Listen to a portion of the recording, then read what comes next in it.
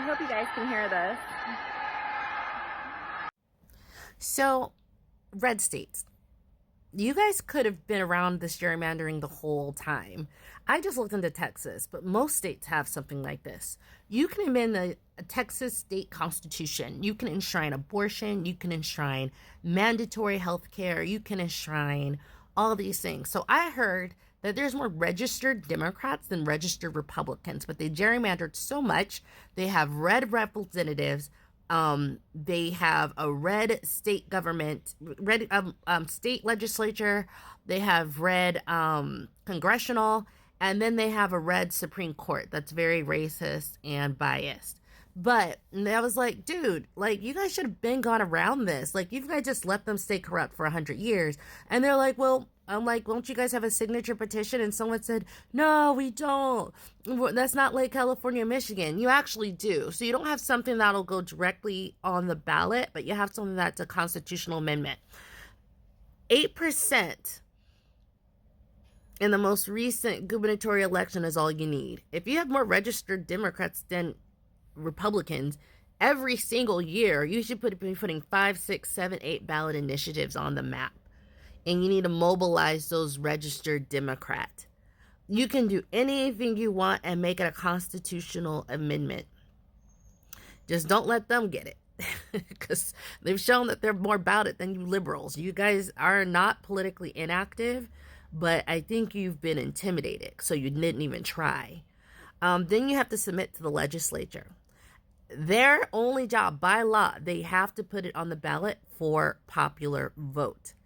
Now, the only thing is they're going to check the verification of the signature. It's very corrupt.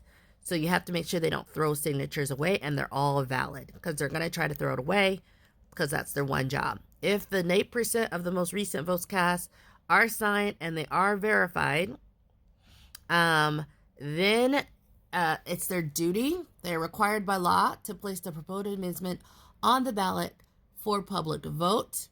And you just have to, it cut off, but voter approval is 50% of the people who are voting.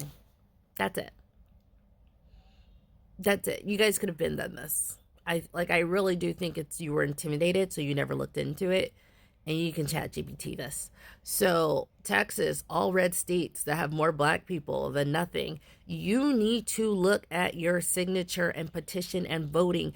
And you should have been doing this, but you guys just dropped the ball because you thought it was hopeless, I guess. But get the word out. All of you guys need to be fighting back legislatively. Not go. Every single one of the red states Supreme Courts are racist and corrupt. You don't want it to go through there. You want it to go through the people.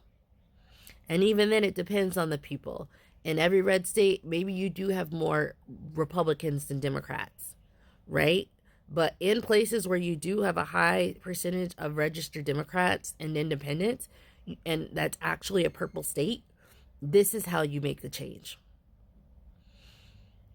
Now, don't expect them to just take this. All they want is power. It's their white supremacy. It's all power and hierarchy. So they're going to try to fight back, right? So you have to be strategic about what laws you go through first, so they can't just sort of disband that. Maybe something to do by the Supreme Court has to be equal. I would put a clause where the Supreme Court has to be equal Democrats and Republicans. You can do whatever you want. Okay, I would do one where there's an independent gerrymandering in any way, shape, or form, and that it has to just be blocks based on population, whatever. Just study it, look it over. But you can put ballots directly for a constitutional amendment. You can protect women and children. Enshrine different social services that they're going to do. They can't take away. Your stance against discrimination. Anyways.